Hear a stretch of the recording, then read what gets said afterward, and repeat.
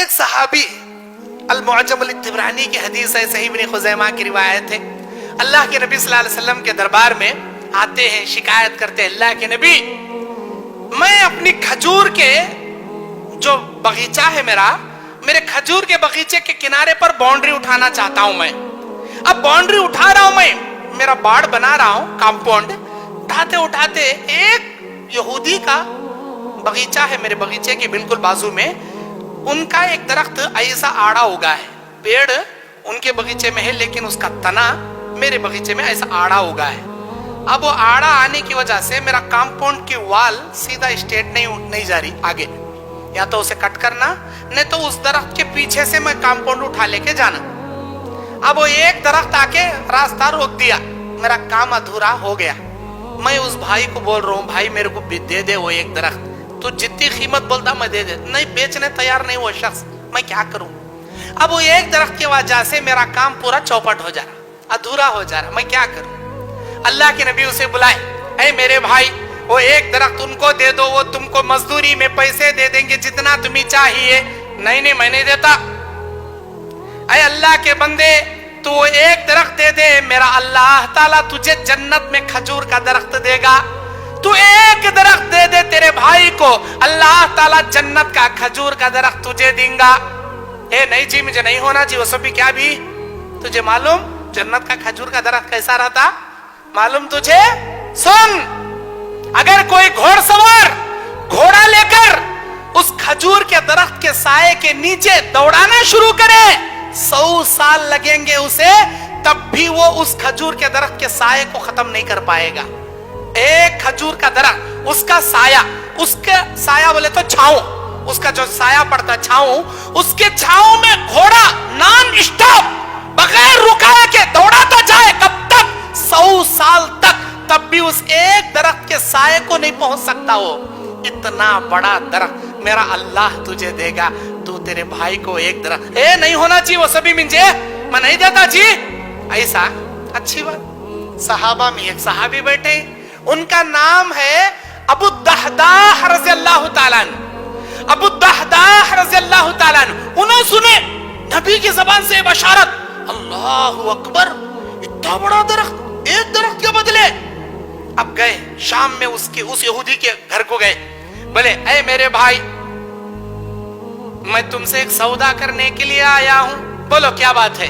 اے میرے بھائی تمہارے باغیچے میں وہ ایک درخت جو آڑا ہوگا ہے، وہ ایک درخت مجھے دے دو، بدلے میں تمہیں میرا باغیچہ دے دوں گا. جانتے ہو نا میرا باغیچہ؟ اے ابو الدحداح تمہارے باغیچے کو کون نہیں جانتا؟ مدینے کا سب سے بڑا باغ آپ کا باغ، 600 کھجور کے درخت آپ کے باغ میں، ہر کوالٹی کی کھجور آپ کے باغیچے میں. جب بھی آپ کے باغیچے کی فصل نکلتی ہے، مدینے کے آزو بازو گاؤں والے کیوں لگائے کھڑے رہتے ہیں آپ کی فصل خریدنے کے واسطے. اور آپ کے درخت باغیچے میں ایک بڑا مکان ہے، بڑی باوڑی ہے، کنواں ہے، سارے باوڑیوں میں پانی سوکھا تو بھی آپ کے کنویں میں پانی نہیں سوکھتا. اتنا بڑا کنواں، اتنا بڑا گھر، اتنا بڑا باغیچہ، کون نہیں جانتا جی؟